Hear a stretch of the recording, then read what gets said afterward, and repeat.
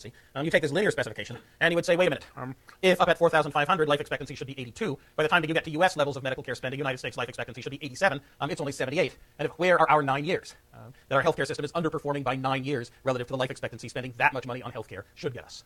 You might say this linear specification is simply silly. That's saying that each extra buck spent on healthcare spending ought to have the same effect on expected average lifespan, but that's just not going to happen.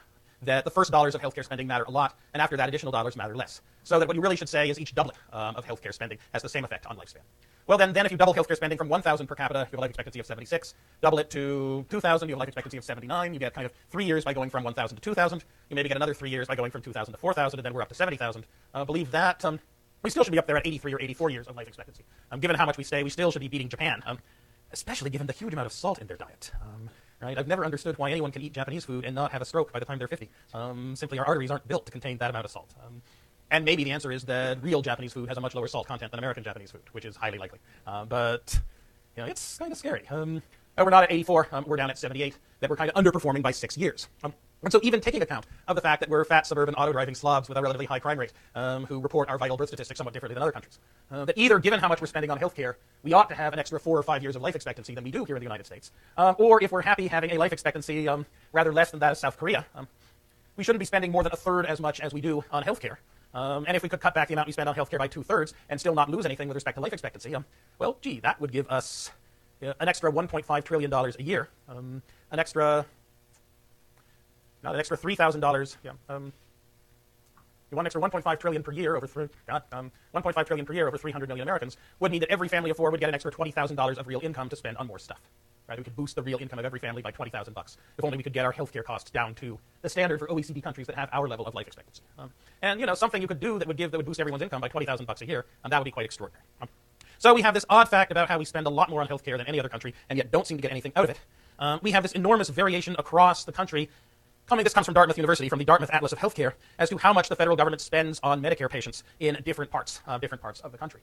And certainly a bunch of this variation is variation in the patient mix. Right? Is that some places have patients who are sicker than others. And a bunch of variation is kind of variation in local price levels. It's expensive to live in New York City, and doctors in New York City expect to be able to live in New York City, and so they wouldn't live in New York City unless they were paid more than they were paid if they were living in, say, Central Virginia. But kind of Central Tidewater, Virginia is kind of very close to Central Inland Virginia, and it's not as though the difference between $4,000 and $7,000 is who these people in Texas are and why their Medicare costs are only 2/3 of those in everyone around them. There's let me see, where is it? There's something about San Luis Obispo I don't understand. And then, of course, you hit Oregon, or you indeed hit the northernmost county of California next to Oregon, and all of a sudden things change. Things change big time. There's lots of variation here that doesn't seem to have any striking reason, and indeed it doesn't. It's variation in treatment patterns. It's the fact that in some parts of America, you're 3 times as likely to be told that you need a cesarean at the end of your pregnancy as in other parts. It's that in some parts of America, twice as many people presenting with identical systems get open heart operations than others. It's in some parts of America, more 55-year-old males actually go to the doctor than otherwise. Barry Eichengreen in the office next door was talking about his wife and her practice in Orinda, and how most of her patients who are in trouble, they aren't people who don't have health insurance. They're 55 and 60-year-old males who do have excellent health insurance, but who haven't been to the doctor in 10 years because they're, quote, busy, unquote. And it's certainly true that you can be busy. It's also true that high blood pressure causes strokes, high cholesterol causes heart attacks, and high blood sugar causes kidney failure.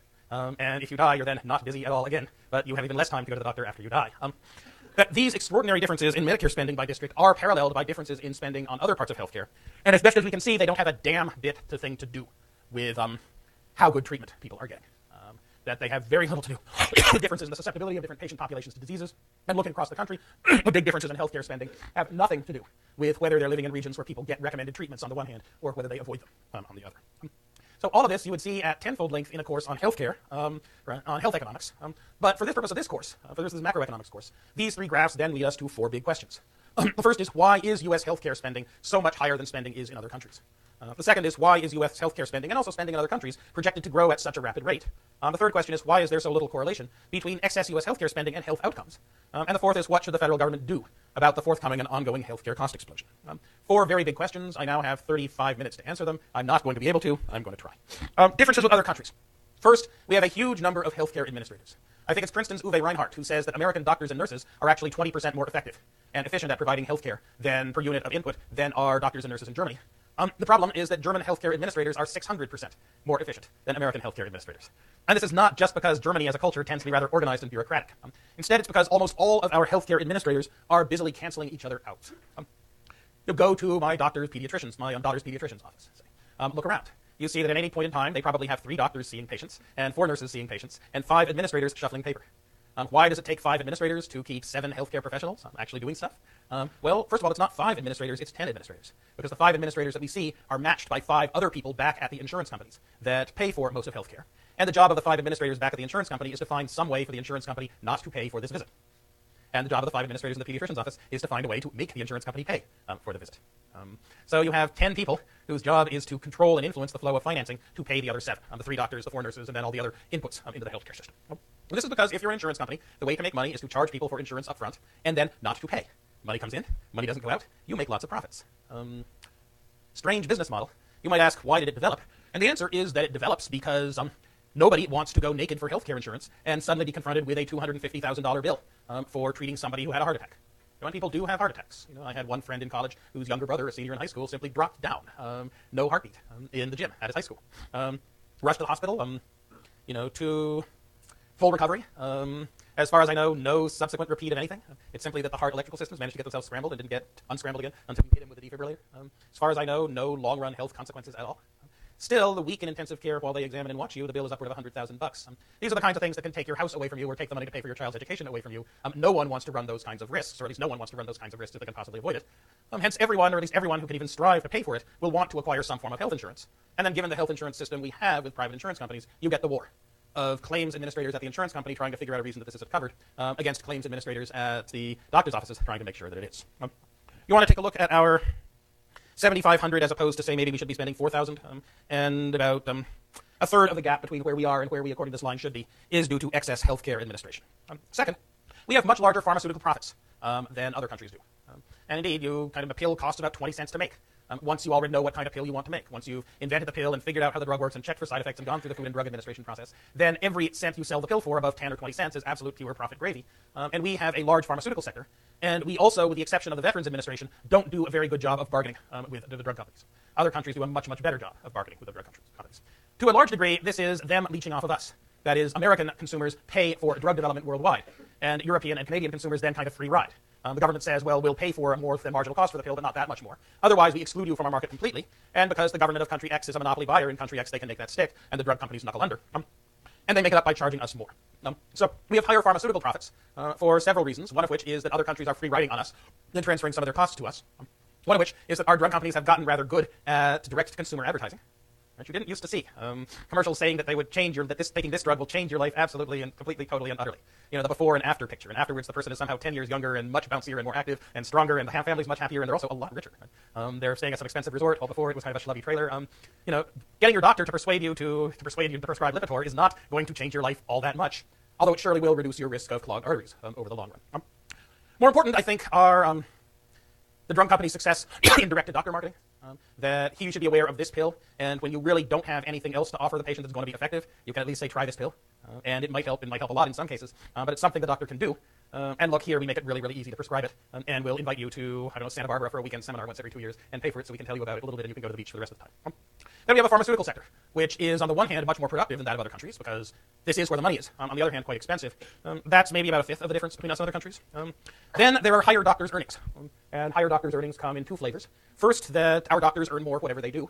In large part because in the first half of the 20th century, we gave control over the number of places in medical schools to the American Medical Association, which then kept the number of places for doctors in the country for medical schools relatively low, and also made going to medical school relatively unpleasant. So that as a result, a lot of doctors feel like they spent their 20s living in a hellhole. Whether it was medical school, internship where you get no sleep at all, residency where you get minimal sleep and are responsible for everything goes wrong in the hospital, et cetera, et cetera. A bunch of doctors hit 30 or 35 and say, my God, the last 15 years were absolutely horrible. I really deserve to make a fortune in the future. Which then produces a very large interest group of people who then have a very strong incentive to make sure that the next generations of doctors is as small and as difficult a time as they did. So by supply and demand, we have higher doctors' earnings because we have fewer doctors.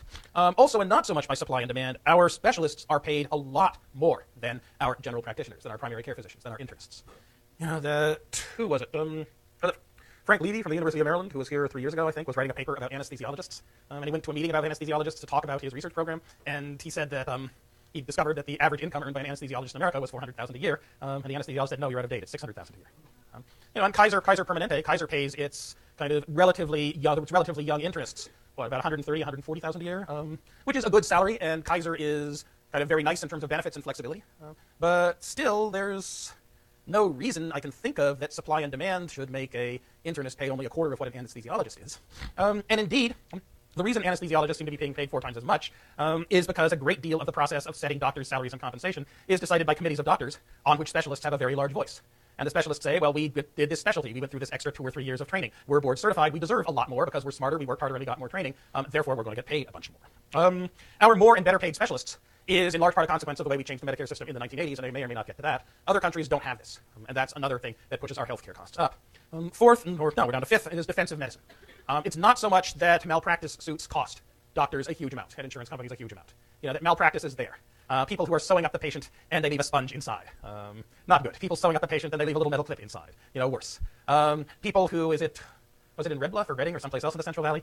People who decide that they want to make more money, so they diagnose every patient that comes in with clogged arteries and recommend them for a bypass operation. And they get away with it for 5 years before some insurance company doing a statistical sweep sees a big red light and sees somewhere in the Central Valley there's this place where arteries are clogged at 3 times the rate of neighboring counties. And people come in and investigate. And what they find is not just insurance fraud, they actually did the operations, right? They didn't just file the claim that they'd done the operation. They actually cut open their ribs, whittled their chests, put them on the heart-lung machine, opened it up and saw it. That kind of thing does happen. Fortunately, it happens fairly rarely, especially with insurance company computers now scanning the globe, looking for anomalies in practice patterns. So there is malpractice, but the view is, or the fear is, that there are a lot more doctors confronted with saying, should we send this person for a CAT scan? Well, almost surely it'll turn up nothing, and it'll consume kind of $1,000 of resources to schedule it, to take the machine out of what else it's doing, to prepare them, and so forth. But on the other hand, if I don't do the CAT scan, and if it turns out it would have uncovered something that is bad, then what do I say on the witness stand? Well, no, sir, I didn't order the CAT scan because the protocol from my doctor's group said, remember that every CAT scan you order comes out of your salary ultimately because it reduces the amount of money we have to pay for salaries. That sounds really, really bad. That I didn't treat my patients because doing so would have cut into my income. So I might as well order up the CAT scan. And the feeling is that if we had a malpractice system that was less a total crapshoot and more simply a form of insurance that said that bad things happen to people when they go to the doctor, and when they do, they deserve some help in making their lives easier thereafter, as opposed to our current system in which if just something bad happens to you by accident, you get nothing. But if you can say there was something wrong or malevolent with what the doctor did, you get a fortune. If you were moving to a more insurance rather than a crime-based system of compensating for medical error, you wouldn't get all this defensive medicine, and we'd save a good deal because we wouldn't be ordering as many excess and superfluous tests. Last, there's market concentration. All those parts of the country where one insurance company has 80% of the business, or say where Sutter Health has 2/3 of the hospital business. So that if you're going to go to the hospital, you almost surely have to go to a Sutter Health one. That if you're an insurance company that wants to provide the people who will have your insurance with hospitalization at all in any particular part of the country, you have to pay Sutter what it demands. Great uproar last November with the cycle of open enrollment benefits for University of California employees, if only because the University of California decided that it was going to actually try to get a better deal out of Sutter Health for a bunch of things, and that if it didn't succeed, it was going to walk away and simply tell everyone in a whole bunch of health plans, you can't use Sutter hospitals. Large uproar. Of course, on the one hand, there was a large uproar about, well, you're saying we can't keep our doctor and so forth at Hospital X at all debates. On the other hand, in other circumstances, those same people would say, you're saying what's happening to my healthcare premiums? It's a difficult position that insurance companies then find themselves in. And increasing concentration in healthcare markets is one thing that produces higher costs. So we're different from other countries for all of those reasons. But then there are the general drivers of high and rising healthcare costs. And the first reason is that patients are ignorant. I'm 50, I turned 50. The general protocol for middle-aged males is that colon cancer is a very bad thing that can kill you very quickly. So when you're 50, they want you to go for your first colonoscopy, in which they look up the other end of your digestive tract with a camera for things that look bad, snip them off, and then decide whether you need to come back in 10 years when you're 60, or whether enough things look like they're going wrong in the cell division process that they want to see you every year. Very nice benefit.